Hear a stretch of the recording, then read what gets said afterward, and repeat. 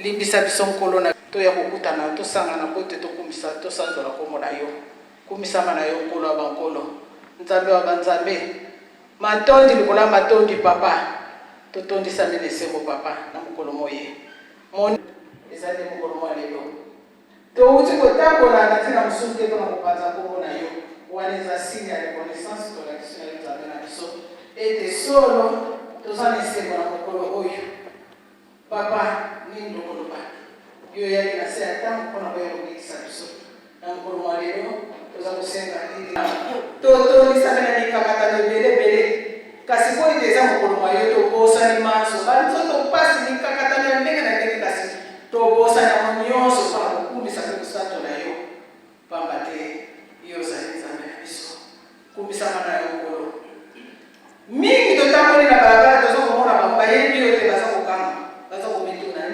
nani kasi biso chance to yeba yo to mona yo to simba yo to solo na kana yo corona biso to zali ba nani ko to chance oyo ete mukolo malelo biso bana to yeba yo to mona yo marge makuma na biso pamba te nzambe ko na lisaka na bato yo seteli na bango biso to chance wana to za pa yo kumisa ko sanzo na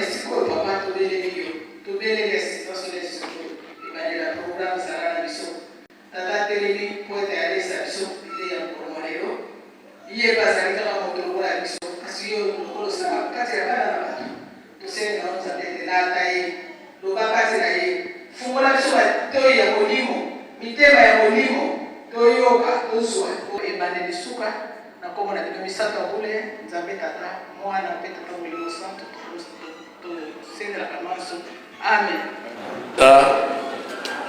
Totika makelele tata mwana mpe molimo mosanto na botangi psaume 32 verset 1.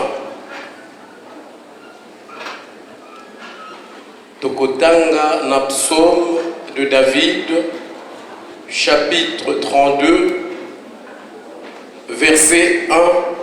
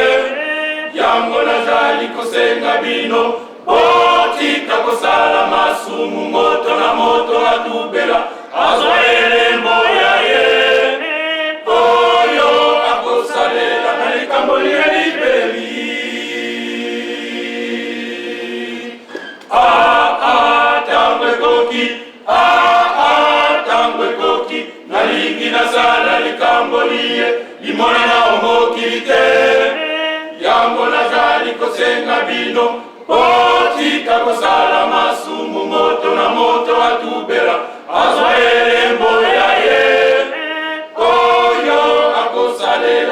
likambo libelemi.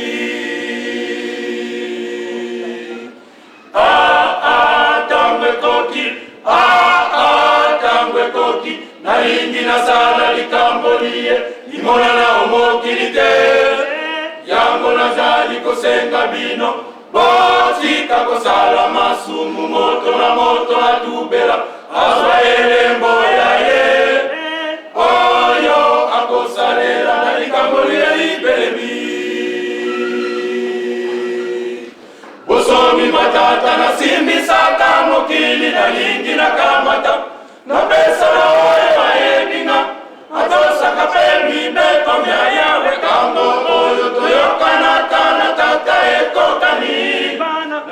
Na beleli bana banga, na lingi na telemisa bokonti bwangai, na beleli bana banga, bosimba mibeto na mbao. Na beleli bana banga, na lingi na telemisa bokonti bwangai, na beleli bana banga, bino na bino bolingana. Na beleli bana banga, na lingi na telemisa bokonti bwangai, na beleli bana banga, bino na bino boyokana. Bosomi matata na simbisaka mokili na lingi na kamata, na pesa na oyo ayebinga, atosaka pemi beko mya yawe kambo oyo toyokana kana tata ekokani. Na beleli bana banga, na lingi na telemisa bokonti bwangai, na beleli bana banga, kosimba mibeko nyama. Na beleli bana banga, na lingi na telemisa bokonti bwangai, na beleli bana banga, bino na bino bolingana. Na beleli bana banga, na lingi na telemisa bokonti bwangai, na beleli bana banga, bino na bino boyokana. Kombo ya simbo kimbabu eye na mbokili, ikema mitombo kaki miso kaki. Bango na bango bayoka na kete baboma, mokano ya Nzambe. Osana bango esale makiki no suka,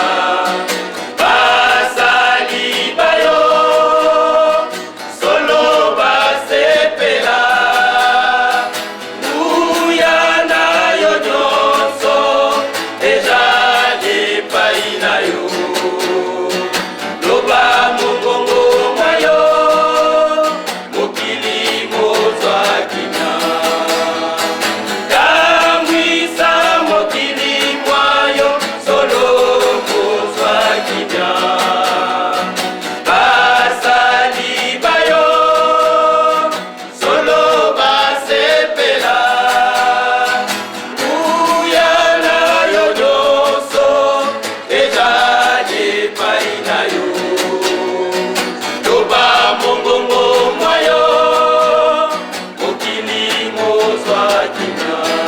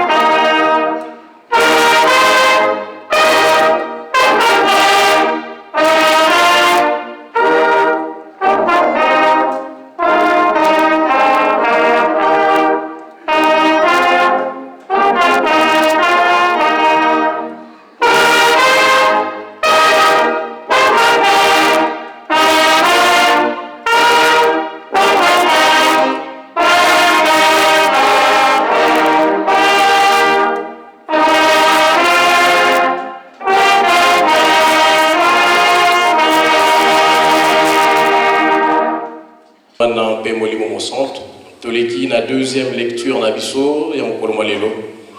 Yango nde tozwi yango na Exode 20, 1 à 17 pour totanga mibeko.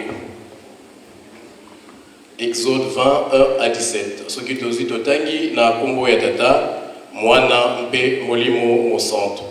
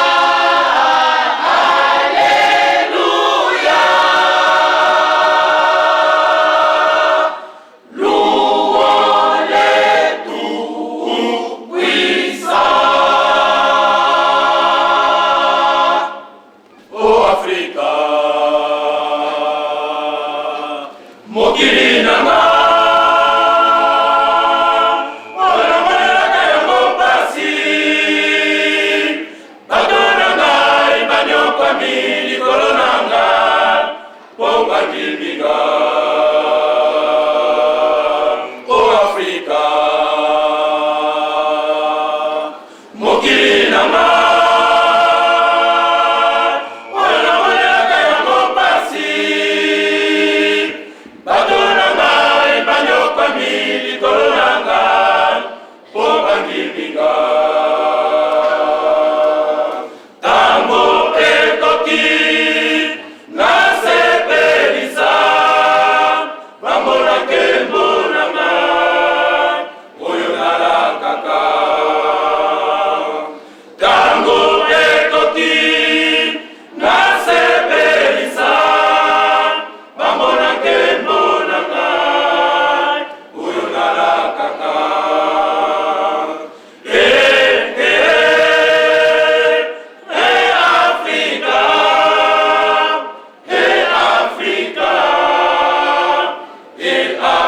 Africa.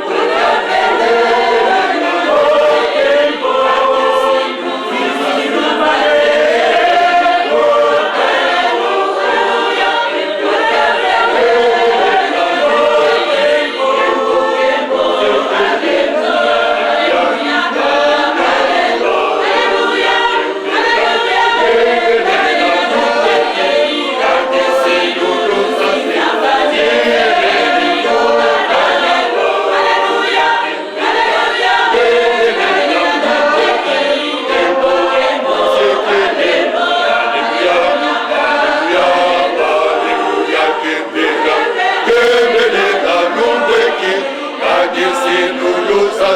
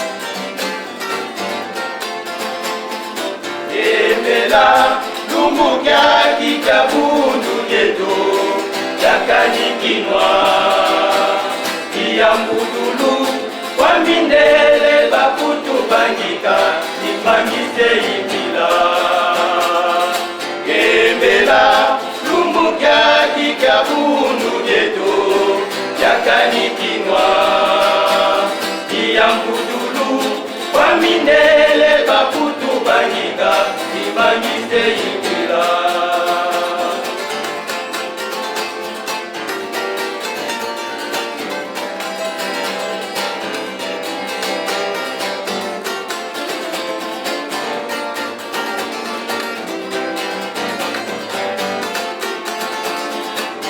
Undweji ipapele jampaji kutika akanda mamu itwaduswa kwanzambya moyo timbangu kyangani simoni jakeleka.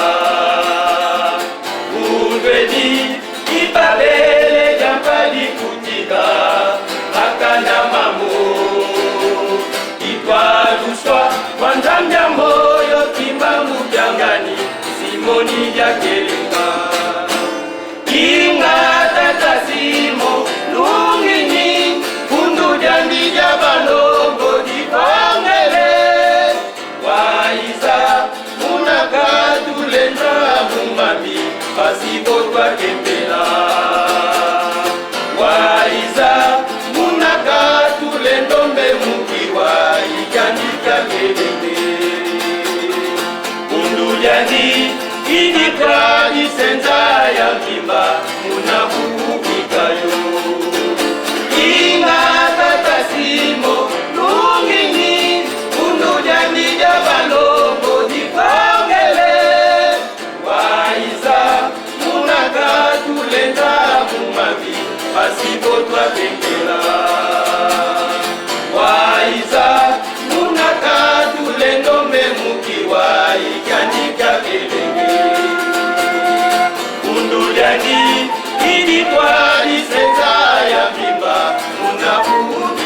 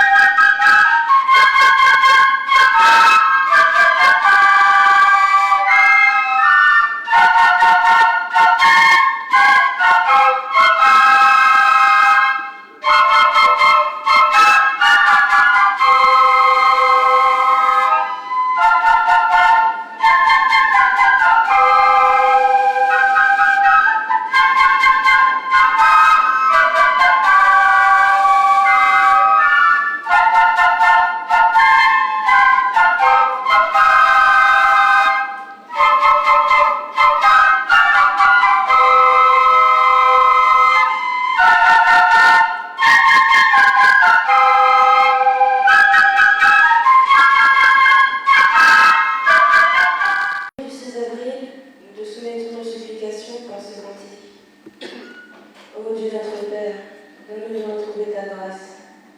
Tu nous as donné ton Fils en accomplissement de ta parole. Jésus-Christ, notre Seigneur, tu as accepté une mort honteuse pour nous sauver. Tu fus crucifié ensemble avec des malfaiteurs. L'un d'entre eux se moqua de toi, et tu ne répondis pas un seul mot. Tu fis cela uniquement pour obéir à ton Père, afin que l'homme pécheur retrouve ta grâce.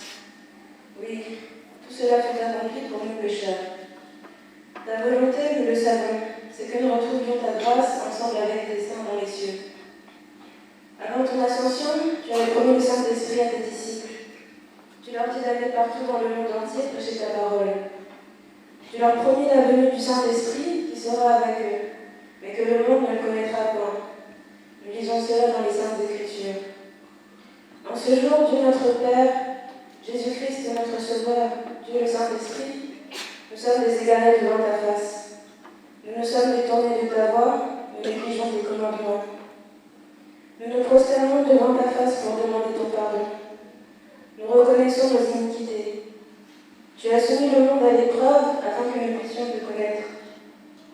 Enseigne-nous tes voies. Notre intelligence est toujours comme celle d'un enfant. Nos péchés sont cause de toutes sortes d'afflictions qui nous submergent. Mort, maladie, guerre, famine. Nous n'avons d'autre protection que toi. Viens à notre secours, fais-nous triompher des tentations d'ici-bas. Essuie nos larmes, ô Seigneur. Nous tiendrons compte de nos péchés, car tu es mort afin que nous méritions le nom de Fils de Dieu. Veuille rétablir la paix dans le monde entier, en Afrique, en Europe, en Amérique, en Asie et en Océanie. N'est-ce pas toi, Seigneur, qui avais dit qu'il ne restera pas pierre sur pierre qui ne soit renversée? Nous constatons que dans le monde, les peuples s'entretuent. Veuille leur choisir dans la paix les responsables dignes de ta confiance qui puissent les guider. Devant ta face, c'est déjà constitué une mer de sang et vin. Nous te prions d'apporter ta paix dans le monde entier afin que toutes les races vivent dans une entente parfaite. Ce sont là les supplications que nous te présentons au nom du Père, du Fils et du Saint-Esprit.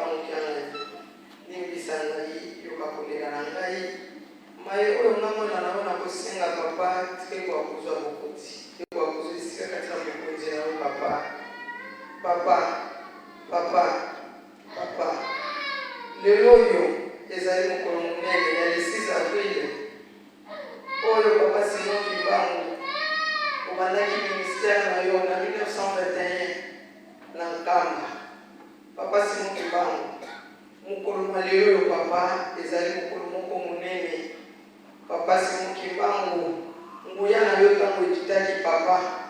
les trois Congo surtout étaient marqués par la mort. Nous avons la biso, yoki la biso mawa papa, yoki la biso mawa papa, soso bisa biso, pesa biso intelligence na sagesse spirituelle, tout tambola surtout na bubani ya tata Nzambe. Papa, kanisila biso bana na yo nyonso, oyo tosala na esika oyo, tuuti bipai na bipai, kasi tokosala biso baso esika moko. Na miso na yo papa elakisi ete bolingo. Papa tozokosenga na yo kopesa biso vraiment bolingo ya 56. Po ete lingomba etambola papa efototambola na bamoko. Soki tozali na bolingo te papa ekozala na biso pasi. Papa atali ngai yangenda na kosala banani. Papa simoki mbango olakisaki papa yangenda bajeune oyo ya kosala bango na vali. Lelo yo papa bajeune yango biso yo te. Papa simoki mbango yokila biso mawa.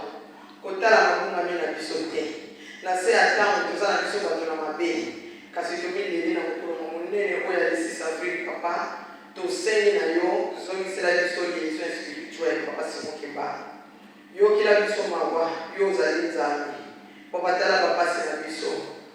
Kotika biso te papa monisata na longa papa. Pasi oyo ya yo. Pasi ya mama mwino. Pasi ya batata mvwala. Papa simoki mbango. Soki otiki biso papa. Likambo oyo olobaki. Bato na ngai bango oyo ngai na kosala bango. Mindele basikaki yo kimbango. Balobiki ya mbango za na mbongo te. Otoka lingomba ndenge nini. Kimbango olobaki bato na ngai bango ye. Lelo papa biso kaka bato yango. Papa to olobaki kuta première génération. Osalaki susu bato te. Kaka biso yo kaka. Papa simoki mbango. Biso tofukami yo moko yebi pasi ya moko na moko. Papa totondani na bamaladi ya ndenge na ndenge. Baproblème ya ndenge na ndenge. Mikakota na ndenge na ndenge. Ezingi biso papa. Tosengi papa loboko na yo eza molali eza na mapamboli. Eleka bisika nyonso kimia ezangi papa oti ya kimia. Na banzoto na biso pe na limo na biso. Papa lingomba na moko Europe yo moko moni. Yo lobaki na biso papa kisolokele Nzambe tataki tout partira de Paris. Papa lelo tala likambo ya mutuya esalami kati na bana na yo bajeune. Papa kanisila bajeune na biso Nzambe ya mawa. Pesa bana na biso kwanya. Pesa bana na biso ubani ya Nzambe. Pesa bango misala papa simoki mbango. Tokomi na faze oyo kotumi Nouvelle Jérusalem. Papa simoki mbango. Ongisa banzoto na biso. Bamaladi longola. Bapasi longola. Bokabani longola. Pesa biso boyoka nitozala lomoko. Longola biso kowela na papa simoki mbango. Longola kowela na kati na biso papa simoki mbango. Pesa biso kolingo. Tango toponi moninga sali mabe. Yo moto zali na boyebi. Te ya ye. Totika kowela na papa. Okoti tozo kowela ya se. Ekuma biso esika moko te. Na ebombelo na yo. Kolo na ngai na kobunga te. Mokili ekoningisa ngai. Na yo kolo na kolikya. Bobanga na ebombelo ya yo. Kolo na ngai na kobunga te.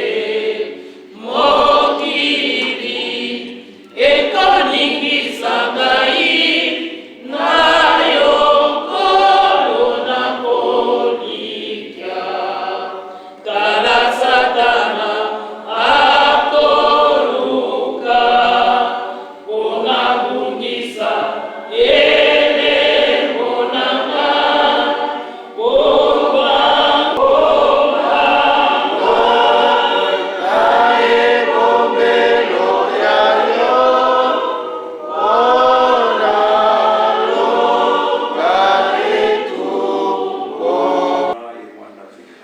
Amen.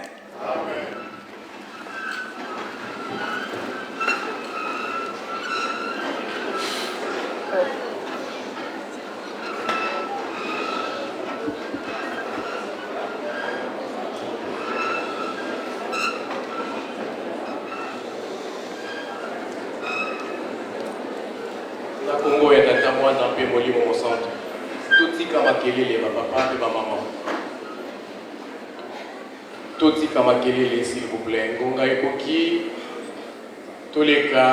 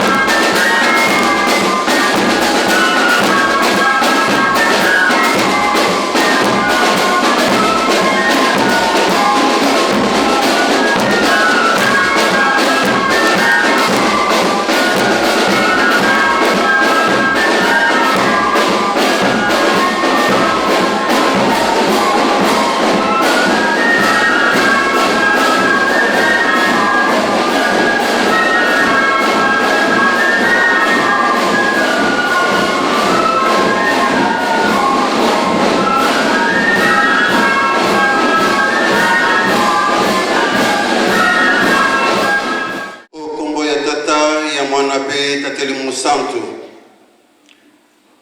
nzambe na ngai papa Simoki Mbangu Kiangani na yo tomoni nzambe papa Kisolokele Lukelo Daniel Charles tomoni nzambe papa Dalungana Kiangani Paul Salomon tomoni nzambe papa Dangenda Kutima Joseph bino basatu na papa Simoki Mbangu Kiangani nzambe molimo santu na ekeko na biso papa uta ibandeli bino bozali bule lingomba na yope ya bule 1921 yoza na mbongo te yozongisi mbongo na ngai batu na ngai papa banda mukolo wana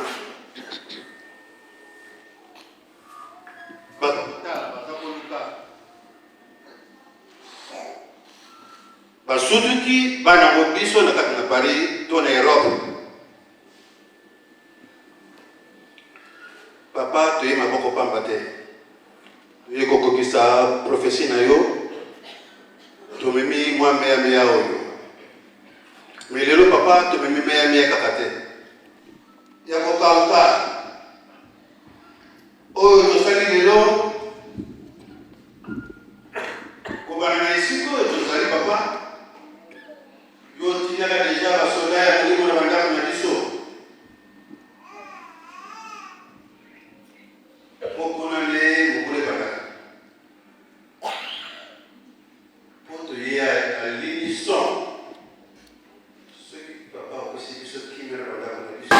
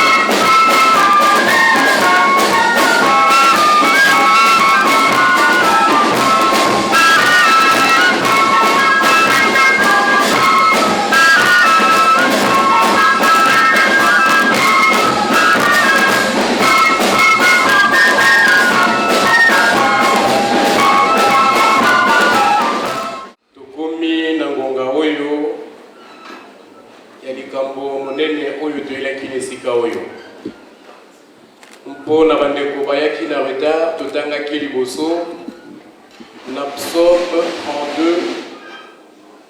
32 verset 1 sima toyaki kotanga mibeko ya tata Nzambe na Exode 21 à 17 sikawa nde tokotanga na 1 Pierre, première épître de Pierre, donc 1 Pierre chapitre 2 Tokotanga du 4e au 10e verset. Mais Nantina ya posa oyo ezali na ngai to comprendre sens ya texte oyo na mokolo malelo toko inverser moke. Donc tokobanda na tokotanga liboso 9e verset ti na 10e sima tokozonga na 4e verset ti na 8e verset.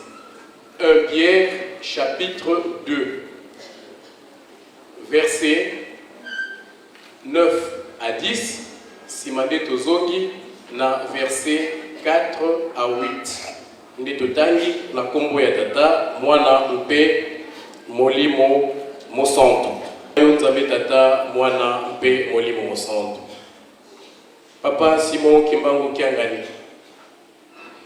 kobanga mpe émotion etondi kati na ngai na mokolo monene malelo kasi yo kosalaka kaka na bato yango nabengi yo papa oya esika oyo ola tangai osala musala na yo monene maloba manso bakobima na monoko na ngai mauta epai na yo kasi epai na ngai te pamba te mosala ezali ya yo touti bipai ya ndenge na ndenge otambwisi biso me biso tina mokolo mwa lelo na esika oyo nzambe wa biso tike tokomisama longola bangomba mpe mabanga mayema tondi kati na mitema na biso amen na kombo ya tata mwana mpe molimo mosantu ya solo batata mpe bamama ngonga na biso epusani mingi tokokaki koloba kasi tokosenga nde na tata nzambe ate ya biso na moke oyo tokoyoka ezo esika kati na mitema na biso totangaki liboso na mokanda mwa psaume 32 verset 1. Psaume d'abord ndenge toyebeli yango ezali loyembo oyo ezali à la fois loyembo mpe libondeli. Psaume oyo tokoloba na français ezali c'est prier en chantant ndenge tokolobaka koyemba ezali kobondela mbala mibale. Psaume esalemaki ndenge biso banso toyebi tokolobaka toujours psaume de David mais nyonso eyebamaka na David te kasi yende mutu azalaka moto ya liboso oyo abandaki kosambela na koyemba nde misusu balandaki ye yango nde tobengi yango psaume de David. Sur le total il y a 150 psaumes oyo ezali toyebi te David ye moko ayembaka 73 nde alandamaki na Corée to Kora oyo ayembaki 11 Asafa pardon ayembaki 12 Kora ayekoyemba 11 Salomo ayekoyemba mibale Moïse ayekoyemba moko Ethan ayekoyemba moko nde bamususu oyo bayebanaki bakombo te bayembaki 50 nyonso wana ezali bamabondeli mpe banzembo wana ezali filmo historique mais kati na bapsaume yango ezali bapsaume ya ndenge na ndenge ya kolela ezali ya kosenga bolimbisi na tango bebisi ezali ya kokumisa nzambe ezali bapsaume nyonso ezali na ndenge que moto na moto selon situation na yo okoki kotrouver psaume moko oyo ekokoncorde na situation na yo nde oyo totangi na mokolo mwa lelo ezali psaume ya David ezali psaume ezali kolobela bolimbisi pamba te elobi esengo na mutu oyo alimbisami na masumu na ye pardon ekozalaka kaka soki faute ezali te bolimbisi ekozala te oyo totangi lelo ezali psaume oyo David alelaki nango na ntina mabe oyo ye asalaki toyebi histoire na ye esika wana David mokonzi azalaki esengelaki basoda bakende na bitumba kasi ye asepelaki na mwasi ya soda na ye moko mpe posa na ye ekomaki ete mwasi wana akoma ya ye mpona yango atiaki soda wana na premier rang ya bato bakendeki kobunda po ete soda wana akufa na ntina ete yaka kozwa mwasi na ye ntango asalaki likambo wana Nzambe arevelaki likambo yango na prophète Nathan nde Nathan akendeki komona David ayebisi ye kanda ya Nzambe na ntina ya likambo oyo yasalaki tolanda tokokomprendre nde David akangaki motema te alataki lolendo te malgré ki bokonzi na ye esalaki ye pasi mpe andimaki epai ya Nathan ya solo na bebisi nini nakoki kosala tika ete Nzambe alimbisa ngai sur place vu que esalaki ye pasi ya solo a regrette likambo wana asalaki na ndenge ya solo Nzambe ayebisi na Nathan yebisa ye alimbisami esengo na mutu oyo alimbisami na masumu na ye kolimbisama oyo tokolobela lelo ezali na ntina ya masumu selon que lisumu yango esalemi na mutu moko ou alors esalemi na groupe ya batu to peuple to nation to bandeli na oyo ya mutu moko tango Nathan ayebisi David ete Nzambe alimbisi yo mpe alongoli ma manche ya pasi akoki kosala epai na yo David asepelaki Mais David a sambelaka mingi malgré ça. Aza ko continuer ko bondela. Soki toke na psaume 6 to komona yango. Soki toke na psaume 51 to komona. David malgré ça laki na pasi na motema pourquoi na salaki likambo wana. Limbisa ngai nzambe na ngai. Alors que nzambe asalimbisaki. C'est pour dire que biso bonso tozali awa moko na moko tozali batu ya masumu. Mais est-ce que tozalaka affecté tango tosali mabe? Est-ce que toyoka pasi tango osali mabe? Parce que mingi kati na biso ezalaka nango esengo azwi akanisaki nini? Mais mutu oyo azali mondimi ya solo tango ayibi, tango afraude na metro, tango afingi moninga, asali nyonso oyo esengami te na biso ya nzambe.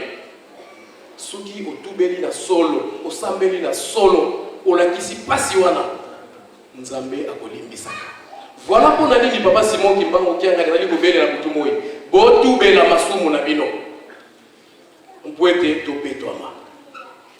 Yo botu bela masumu na yo. Attitude na yo ekozala ndenge ni mitango sumuki. Au contraire, to koma na biso ba comptable ya masumu ya batu mususu. Mama wana bulu moyete. Tata wana kolobate. Oyo kuna to koma na biso ba comptable ya masumu ya batu mususu. Au lieu de se soucier de masumu na biso, to senga bolimbisi, to limbisama.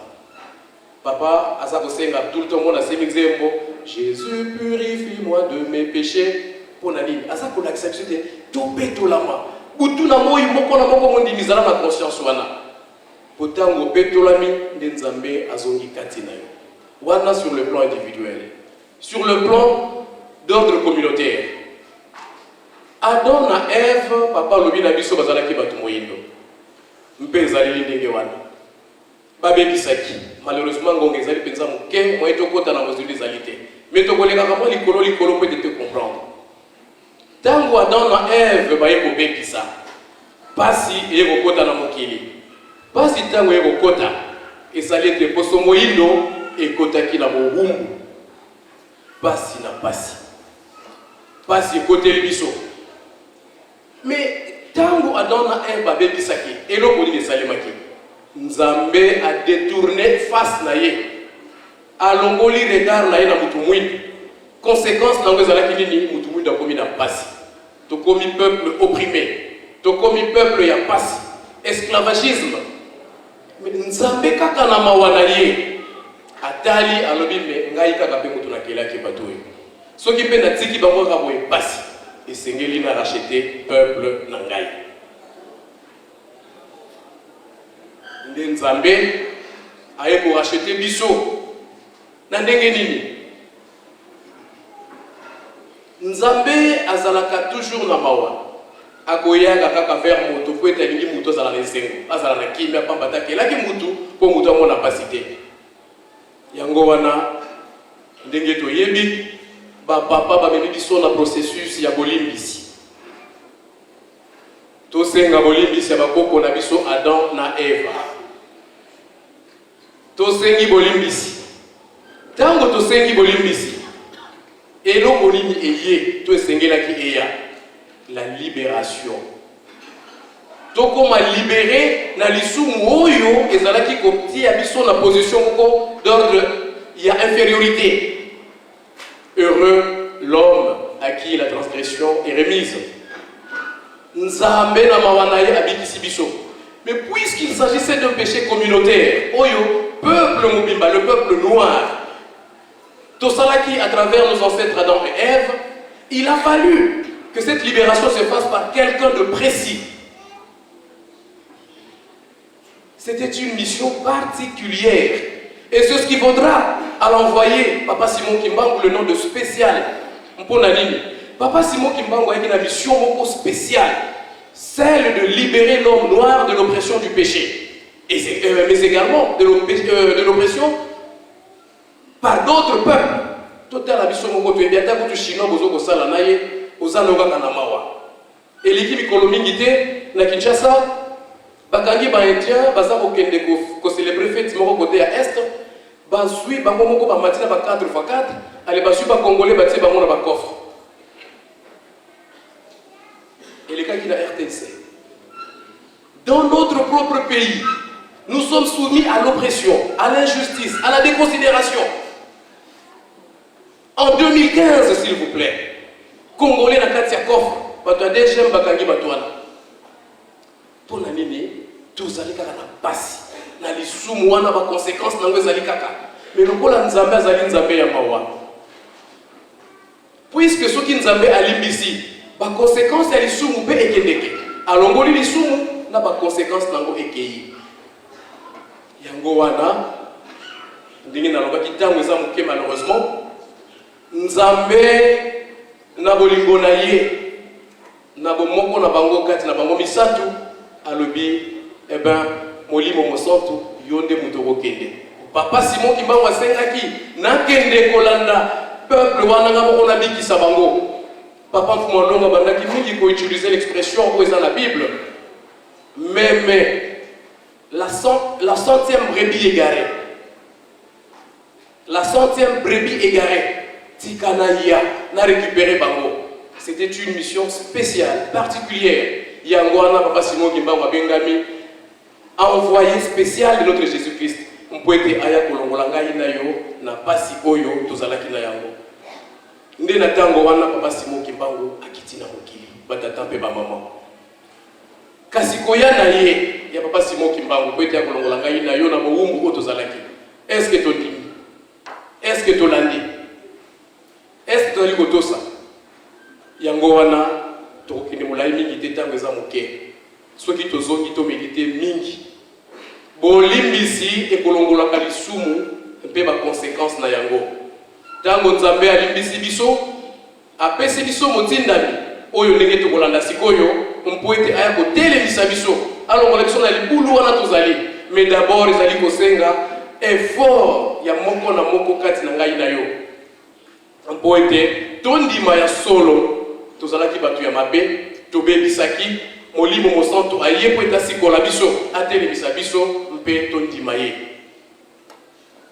Toleki na mukanda totangi ya mibeko.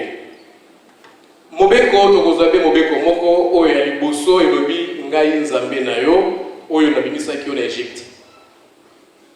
Mobeko yango ezali présentation. Potango nzambe abimisi bana ya Israël na Egypte, amilakisi d'abord na bango ete ngai mutu nabimisi bino na Egypte, mutu mususu te. Soki mutu mususu azalaki kasi pona nini abimisaki bino te utakala. Mais ngai mutu nabimisi bino. Ngai nde nzambe na bino. Bokozala na nzambe mosusu te. Epai tokotelemela yango wana. Kasi nzambe azali misatu na moko, nzambe tata, nzambe mwana, nzambe molimo mosantu. Lelo oyo tozali ko célébrer fête ya le 6 avril. Papa Simon Kimbangu alobi na ngai na yo na sika oyo. Ngai Simon Kimbangu nde nzambe na yo. Okozala na nzambe mosusu te. Batata pe ba maman. Likambo oyo tokoteya yango na ndenge ebele mobeko oyo. Tokoteya yango na ndenge ebele. Pamba te soki yo ozali kosalela eloko mosusu oyo epekisa bina tata nzambe eloko wana to mutu wana akomi nzambe na yo. Face à des difficultés multiples tozalaka na yango, bato ebele bakoma kokota bandako yanga. Bato ebele bakoma kokende kotalisa makambo. Bato ebele bakoma kokende koluka ailleurs, azali ko combiner. Okomi na banzambe mosusu. Papa Simon Kimbangu kosalisa yo ndenge nini na tango ozali na pasi. Ngai na yo toyeba ete nzambe na biso obe Papa Simon Kimbangu. Ye moko kati na bango misatu. Abimisi biso na bowumbu tozalaki nango. Mpo ete tosalela ye, tondimela ye, totosa ye. Tozala mayele, tozala makasi. Tokoyebaka nzembo moko bokonzi oyo tojali kozela. Olemba te kosakola yango. Na tango ya pasi to na tango ya bisengo. Na tango ya kimia to na tango ya bitumba. Biso tokosambelaka ya solo makasi soki tout va bien. Mais tango komi na pasi obosani nzambe na yo na ntina ete ozali susu na confiance te na sambeli pe mingi na zosenga pe mingi solution ezali koya te nzambe atalisi ngai mukongo. Pas forcément. Nzambe alobi bokonzi oyo tozali kozela tolemba te ezala pasi ezala bisengo ezala kimia, ezala etumba, tokangama. Nzambe azali be moko oyo amilakisi kati na biso te ngai ne nzambe na bino yende tokotosa. Toleki na mokanda totangi na épître, la première épître de Jean, pardon de Pierre, na chapitre 2, batata mpe ba mama. Nzambe alingi biso mingi. Tango Nzambe alimbisi biso, atindeli biso papa Simon Kimbangu.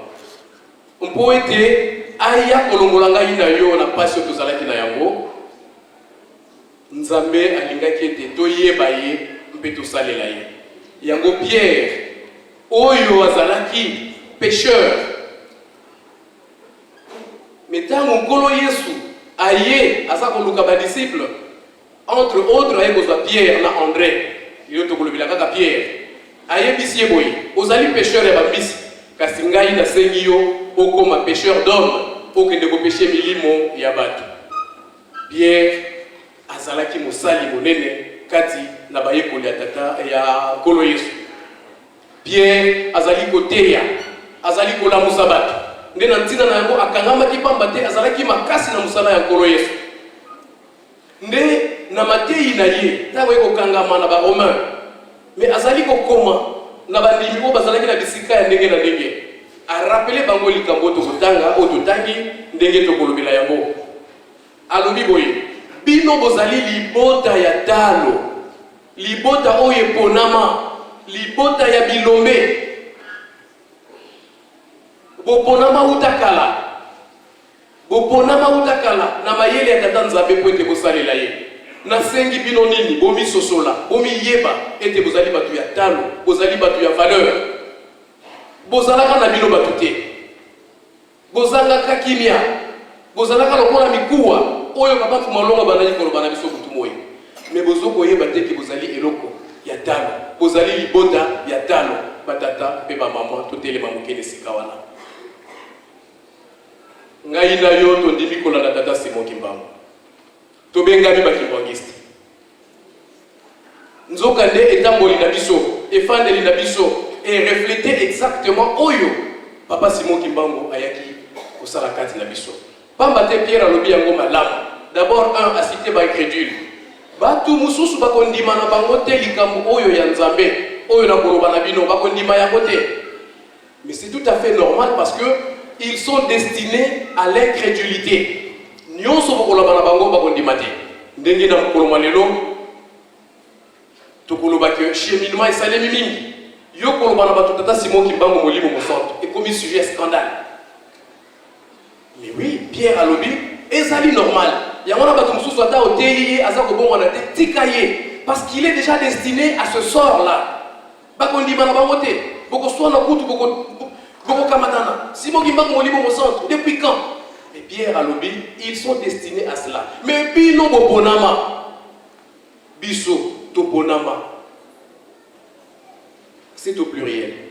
Tomi mayango au singulier et tomi tout la question. Ai-je été choisi? Suis-je élu? Pamba tenenge tozali awa, na ben crédule, ba oyo ba ondimaka na bango te, bazali, tozali, kasi. Yo kotala ba généralité te mitala yo moko epa yo fandi na kati ya groupe na yo na kati ya famille na yo kondima na yo ezali ndenge nini yango na batata pe ba mama Nzambe alobi na biso boye ngai na yo oyo tondimi ete tozali ya solo bakimbangiste totosa tolanda oyo papa zali kosenga biso mpo ete totonga Yerusalemi ya sika. Tango tokokende korelire texte oyo na ndako totanga yango vraiment à fond de comprendre. Voilà pour nani papa Simon Kimbangu azo kobelela butu moyi. Parce que Pierre a lobi yango clairement pour être botonga une nation spirituelle, une maison spirituelle, mais batu ya mabe bakoki kotonga eloko spirituel te. Batu ya mabe bakoki kotonga eloko spirituel te. Papa zali koloba totonga Yerusalemi. Totonga Yerusalemi po ete ba oyo papa balakaki ekokisama. Papa Mfumalongo, papa Kulutu, papa Mfumambanza bazali koloba bazali kosala oyo tata na bango atikelaka bango. Papa Simon Kimbangu na lobi nazali kolanda kaka oyo batata batikelaki ngai. Ndina yango wana batu kwete bandima ezali pasi.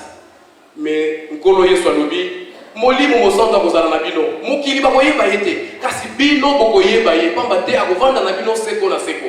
Voilà pourquoi vous êtes une nation élue. Kasi kati na biso toza ya solo bandimi oyo tozali penzaki toza élu. Kati na biso toza ya solo peuple oyo nzamba zali kozela te totonga Yerusalemi ya sika. Koyida na kaka biso na biso. Kotonga na kaka biso na biso. Ndenge nini tokotonga Yerusalemi ya sika. Ndenge nini tokozala bandimi oyo papa lobi tozala une nation élue. Batata mpe ba mama. Toye na likambo oyo etali mawa ya tata Nzambe. Mawa ya Nzambe ezali munene yango na lobaki na longoli likambo eba ba Yuda na tinda yango na libota mususu oyo eko bota nango oyo kopesa yango mbuma. Batata na ba mama tango papa Simon Kimbangu aye. Mpo ete nguya na ye emonana. Esengela ki liboso asala ba acte de puissance. Babiloko zali ko lakisa ke likambo esalema na lute na mokili. Alors soki mutu asali yango se kazali Nzambe ya solo. Nde yango wana tango aye likamba liboso asalaki le 6 avril. Alongoli maladie ya maman Kiantondo. Ce n'est qu'un symbole pour dire quoi? Na longoli douleur. Soki mutu aza kobela aza na pasi.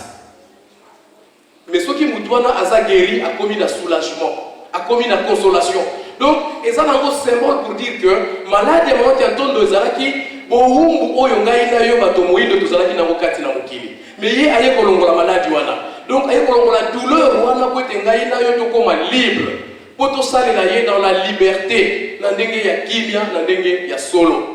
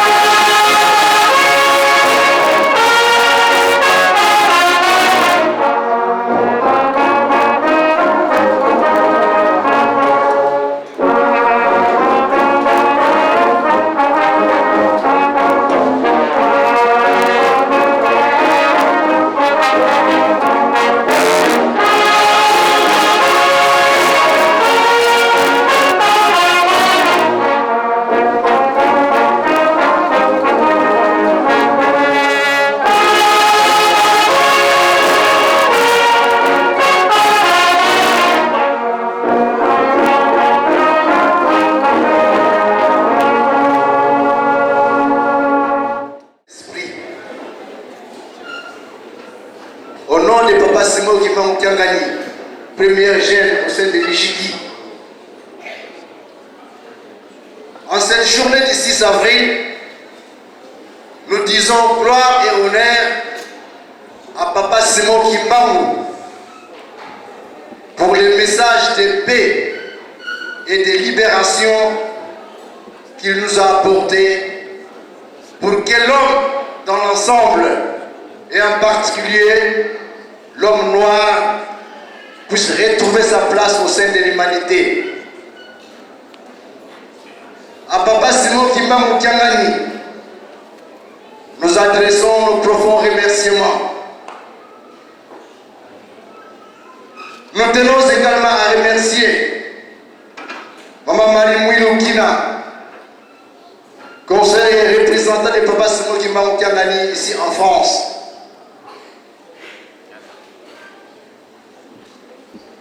Nous tenons aussi à remercier les autorités paroissiales qui nous ont facilité pour véhiculer ces messages.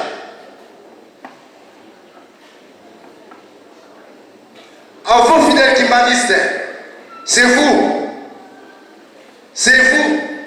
Vous avez fait qu'aujourd'hui, vous avez montré votre enthousiasme. Vous avez laissé vos préoccupations. Et ensemble, nous avons fait cette marche. Et ceci, c'est une réussite. Je vous remercie du fond du cœur. Je sais également que parmi nous, il y a des associations. Ils sont venus également pour manifester leur joie, car ils ont une pensée pour Papa Simon Kimbangu. Et ces associations sont ensemble avec nous sur la ville de Paris. À cela, nous leur disons merci, merci du fond du cœur. Également à ceux qui ne sont pas kimbanguistes, mais qui ont une pensée pour Papa Simon Kimbangu, qui savent que Papa Simon Kimbangu est libérateur, leur disons également merci. Nous remercions également les autorités de ces pays qui nous ont facilité les démarches. En si peu de temps, ils nous ont répondu.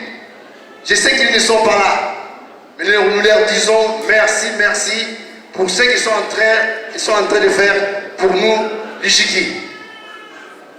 Enfin, je remercie tout le monde. Et nous allons continuer à transmettre le message de Papa Simon Kimbangu à travers le monde entier. Je vous remercie.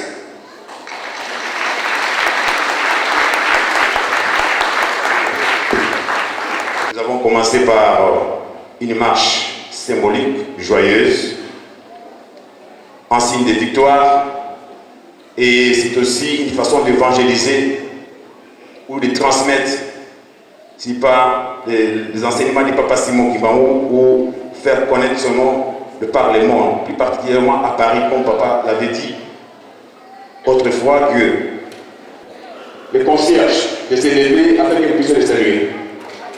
Tout le monde va s'il vous plaît.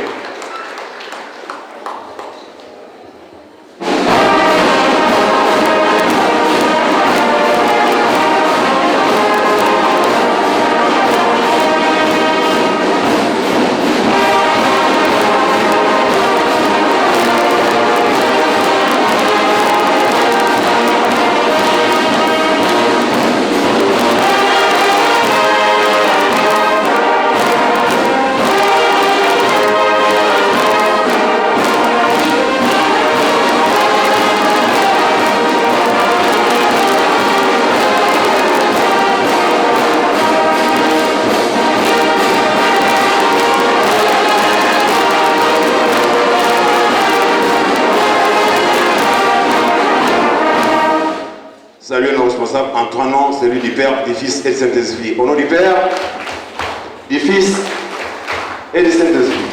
Vous pouvez vous asseoir. La connaissent ici présent et bien vouloir s'élever après une mission simple.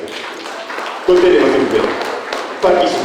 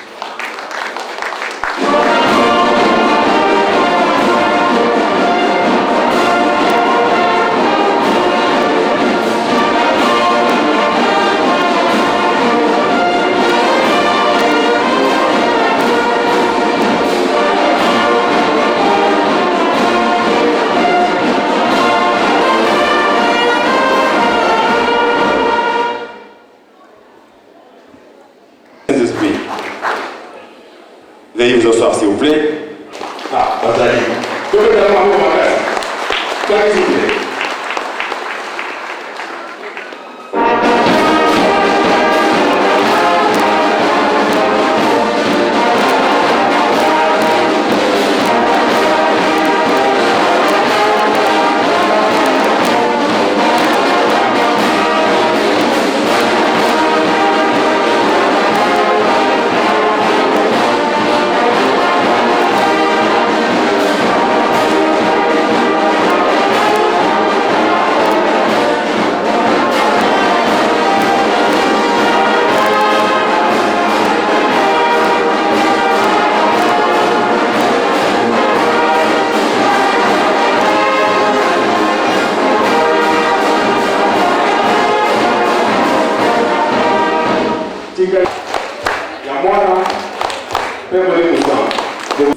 Saint-Ouen de bien vouloir s'élever afin que nous puissions saluer. Batata pasteur, chargé d'évangélisation, n'a avec qui venir surtout dans le bureau, l'hôtel de Mabou, Bandi Mabé sur son mot. Tout le monde est capable de faire.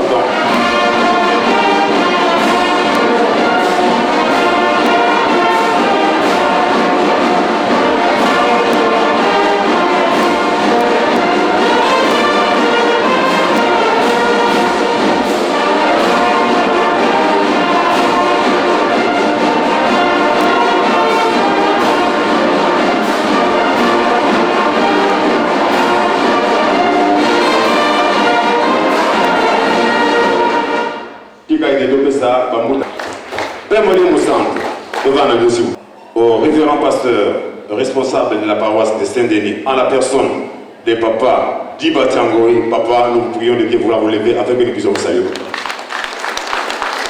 Fadi, s'il vous plaît.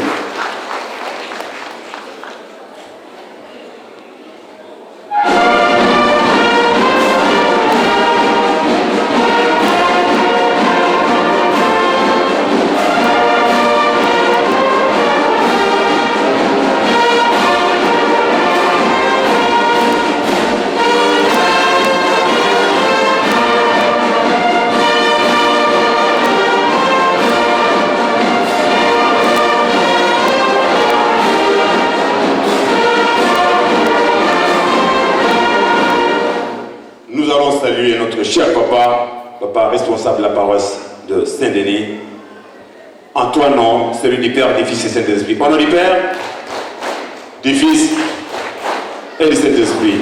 Monseigneur Albert Pekipek papa, tellement en tout ce mot, s'il vous plaît. S'il vous plaît.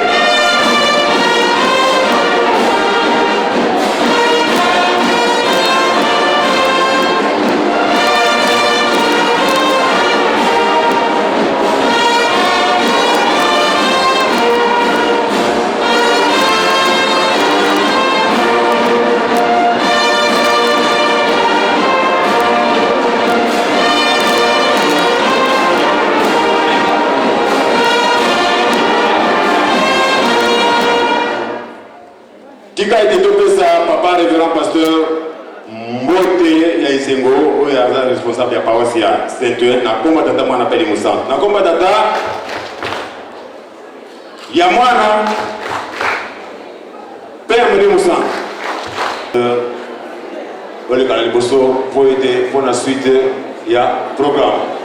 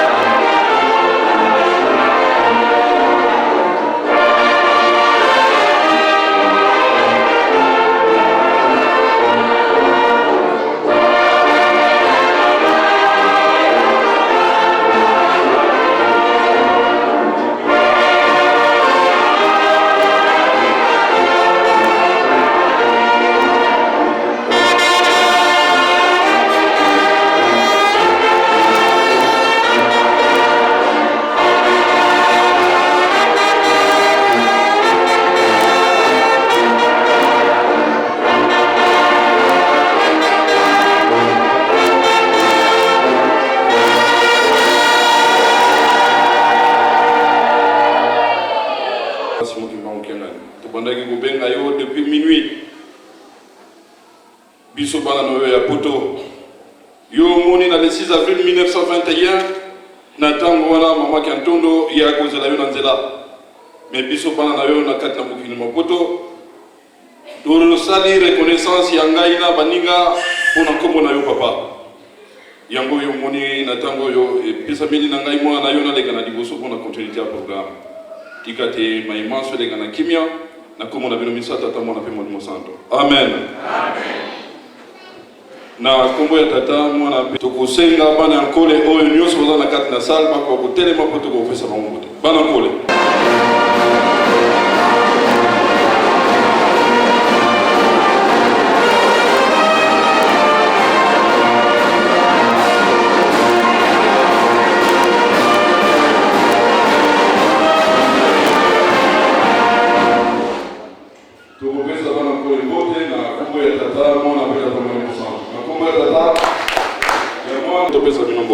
descendance.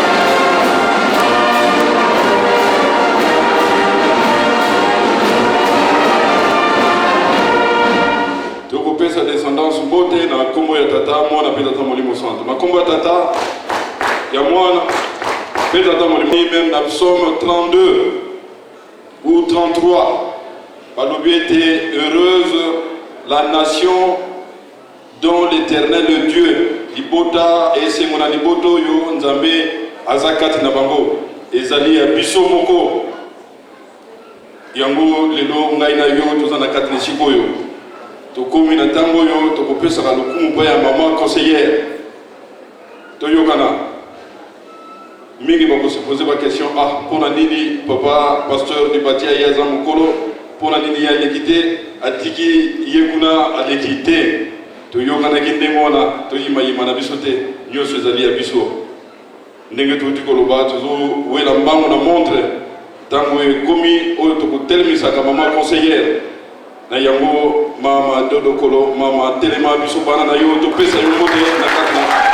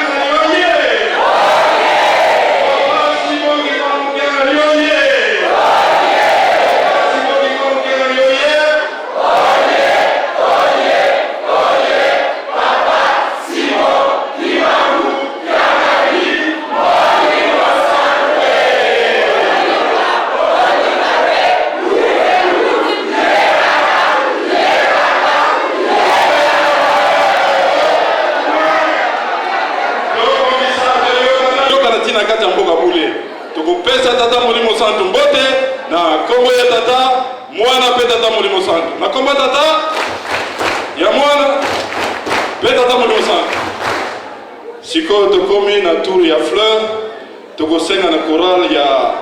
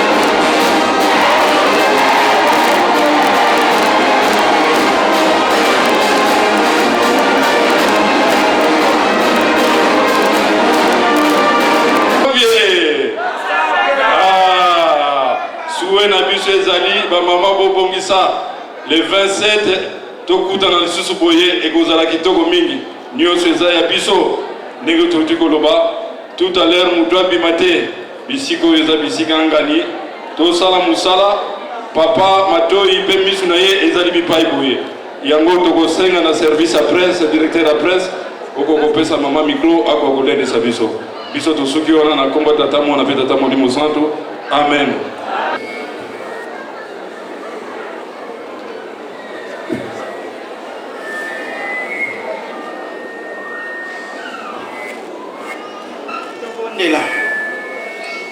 Na kombo ya tata mwana pe molimo santo papa totondi oboto oyoki mabondeli ya ndenge na ndenge kati na esika oyo banda minui papa tobengaki yo po ete ozala kati na biso na mokolo ya monene ya le 6 avril oyo yo nzambe olakisaki na mokili ete mokili yango ezali kaka ya yo omilakisaki papa biso bana na yo lelo na mboko ya France, plus précisément bana ya Île-de-France na bandeko bauti bipai na Belgique, na Allemagne, na Angleterre baye po ete tosangana elongo tokumisa yo papa mingi akoloba ezali te oyebi mpasi na biso ozwi na biso na bamboko tovandi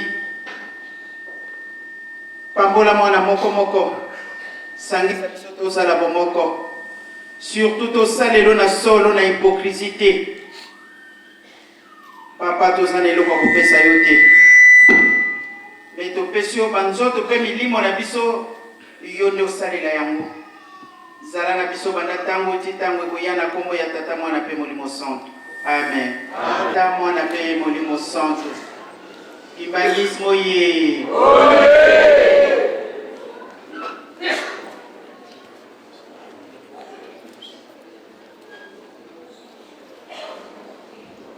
oye Kamba oye Kamba oye Yerusalemu nyamba tikudanga tata nzambi fumu Yesu yetata mwana felela bango misato bavandi na nkamba Tata molimo santo ye Tata molimo santo ye Tata molimo santo ye Papa Simo Kimaru Yagani molimo santo ye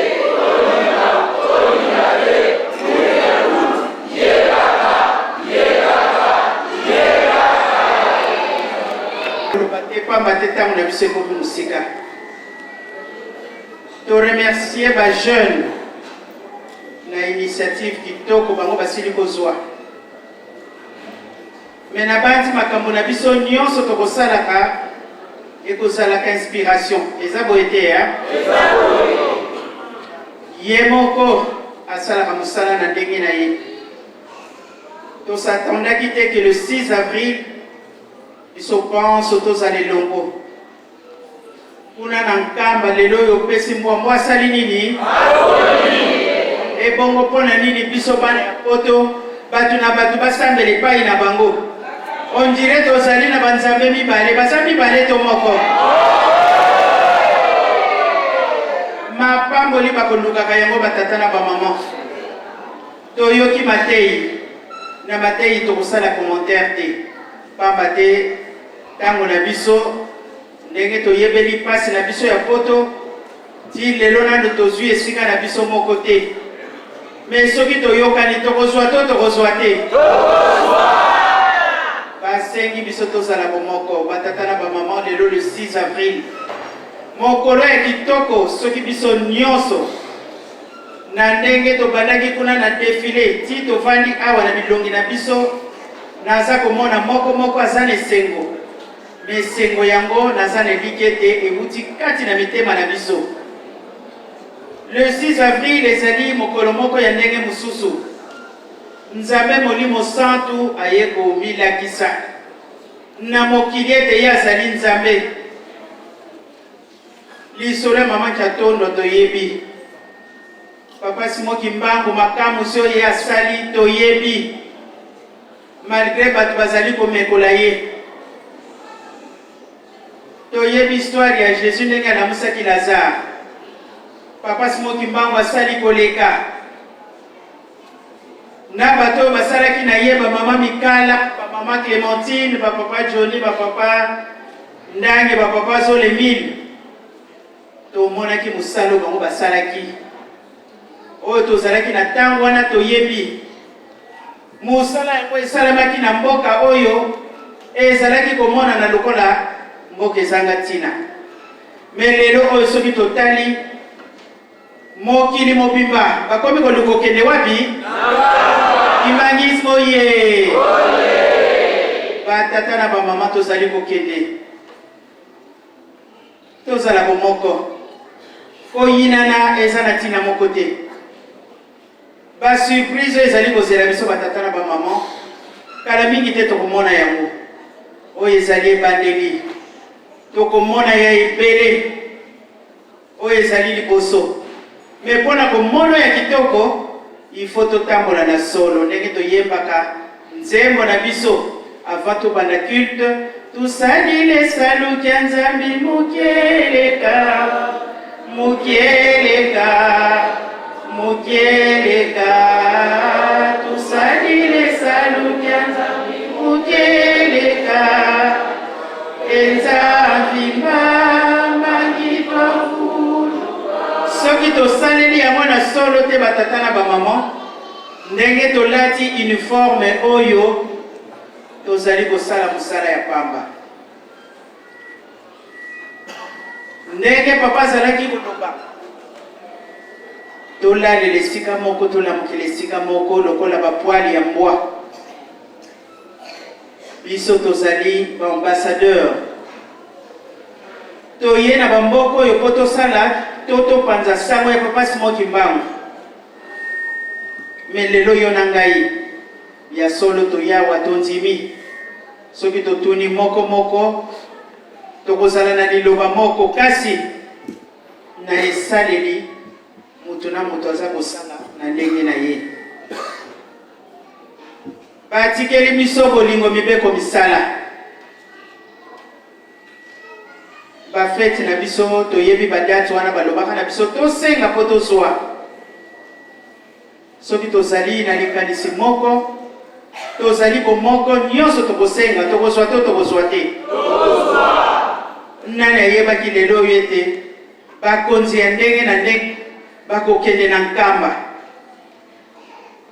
bambuleleki bamonaki mboka yango bien lingoma yango surtout soki batuni yo surtout baintellectuel soki bamoni yo batuni confession na yo lobi je suis kipangiste amoni on dirait même ozalaki na doctorat amoni yo pamba tozaki omona te tozaki omona te mais lelo oyo mayena bato esali nini esuki bakonzi ya ndenge na ndenge tala nzela na biso ndenge ezali baza kokende to baza kokende te pamba te bayebi ete eloko ya motuya ezali una bongo yo nanga mutu toyebi biso kutu toyebi adresse ya nzambe toyebi kodi ya nzambe toyebi esika avandaka toza kotambola ningini batata na bamama lelo mokolo kitoko toutes les paroisses confondues ay toyebanaki te oyo mutu asaint-ouen oyo mutu asaint-denis mpona moninga mwa ntambo ya bato ya lobiere mpe bazali wana donc tozalaki vraiment confondu pamba te toza kolanda un seul maître eza boye te kimbangisme oye ya solo batata na bamama lelo normal makutu vedire namona kutu ntina naloba eza te ntango namoni kuna boza koya namoni la polisi kuna na bagirofare nga bien nzambe na ngai nani ayebaka bato bazalaki na bango ntina lelo bakomi ntina eza boye te kala mingi te tokomona yango kala mingi te ngai nakokoloba likambo te soki nayoka yango te parce que ngai namonaka soki moto abuki lokuta na oya ke kolia mutu bakokani to bakokani te pamba te na lokuta na yo okoki kobomisa mutu eza boye te donc nalingaka lokuta te soki nalobi likambo mpo na yoka yango batata na bamama tozala na esengo lingomba oyo eza lingomba ya molimo nzela oyo tolandi ezali nzela moko ya solo biso tosala kaka ndenge bazali kotinda biso. Le chef spirituel en la personne de Papa Simon Kimbangu Kiangali soki apesi metindo osalela nge tokosala to tokosala te mais toyebi mpo na nini ewumelaka mpo tokosalaka d'une façon dispersée.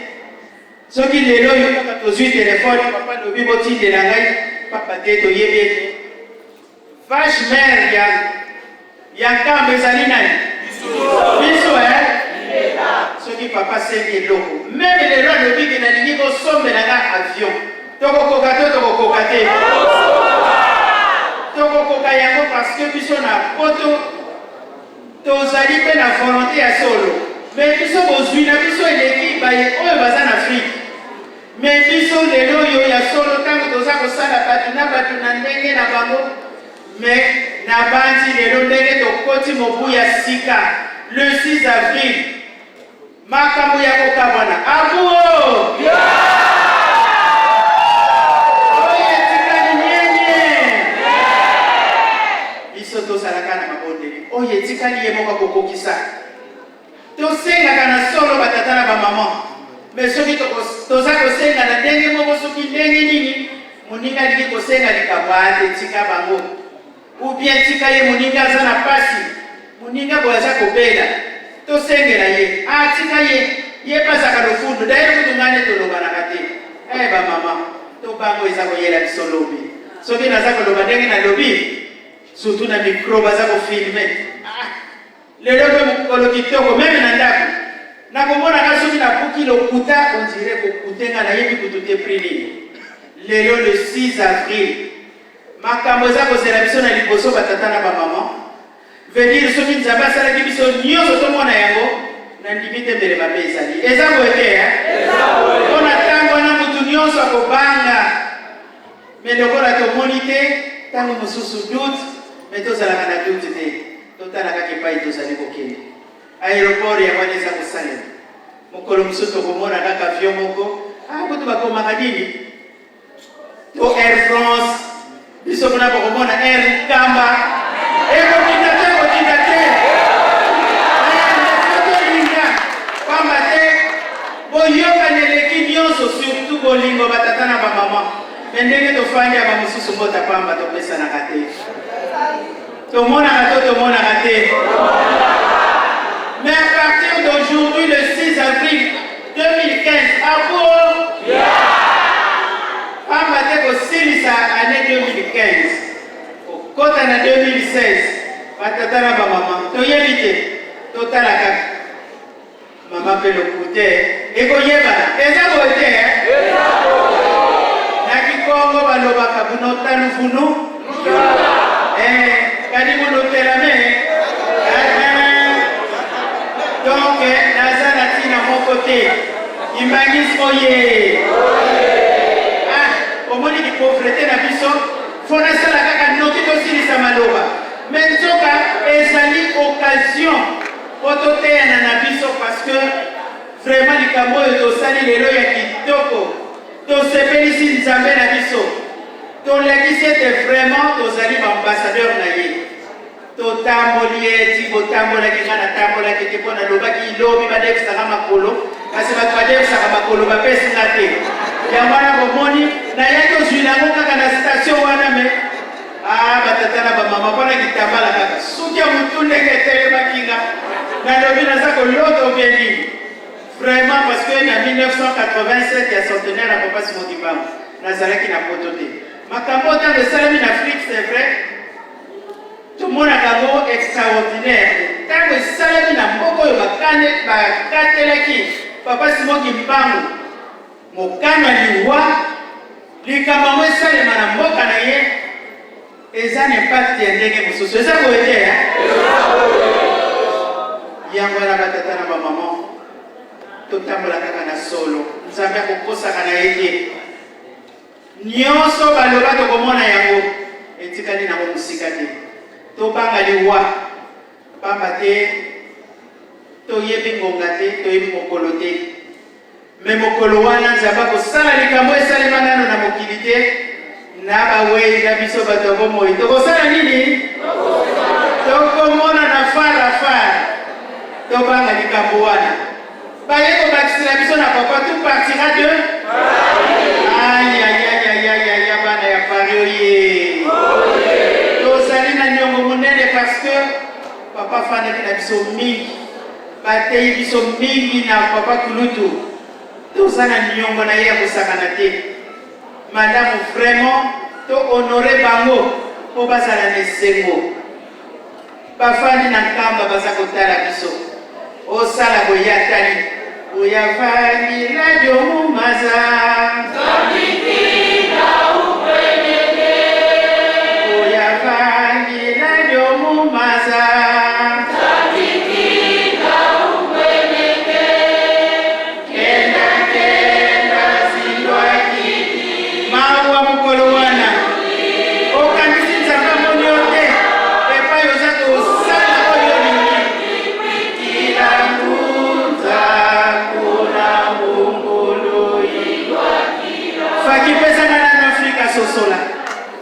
sala noki toza lesengo lelo le 6 avril oye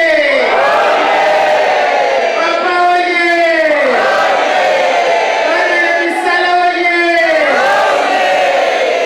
misala tokosana te batata na bamama papa kosenga kaka na biso aza na motu mosu ako kosenga te eza mpo na bolamu ya nani ya biso moko soki bozwi kaka telefone bozwi message otinda boye toyimayimaka te soki yo moni okolingana okosala te tikela moninga sala pamba te ntango topesaka masengini ya mabe batata na bamama tokomema ngambo na biso ya tata nzambe yo kosala te tika moninga sala na ye me na bandi ndenge tofandi ya toza na posa mokolo yango tozala eza boye te bandani balingi mokolo wana bala te bisengo yango mpona sala mosala